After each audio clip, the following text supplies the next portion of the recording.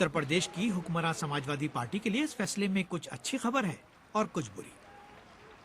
उन्होंने अपने जजमेंट में डिटेल में ये लिखा है कि जो कदम प्रदेश सरकार ने उठाए हैं और जिस तरह से जांच चल रही है उसके आधार पे सीबीआई एसआईटी की आवश्यकता नहीं है। इस मरहले पर इंक्वायरी का मुतालबा मुस्तरद किए जाने का मतलब यह है कि सुप्रीम कोर्ट को रियासती हुकूमत की तफ्तीश में कोई खामी नजर नहीं आई। लेकिन चीफ जस्टिस की सरबराही वाली बेंच ने कहा कि रियासती हुकूमत मकामी लोगों के बुनियादी हुकूक का तहफ़्फ़ुज़ करने और इब्तदाई मराहिल में तशद्दुद को रोकने में नाकाम रही। हम तो ये चाह रहे हैं जी, हमें इंसाफ मिला। हमारा घर जला दिया, हमें घर से बेघर कर दिया, हमें कोई मुआवजा नहीं मिला, कुछ नहीं मिला जी। सरकार की तरफ से हमारी कोई मदद नहीं हो रही। और ये कि जिन लोगों के खिलाफ मुकदमात कायम किए गए हैं उन्हें उनकी सियासी वाबस्तगियों से कतई नजर गिरफ्तार किया जाए।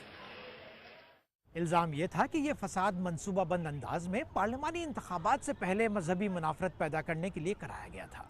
अदालत के इस फैसले से फसादात की सियासत फिर तेज हो जाएगी।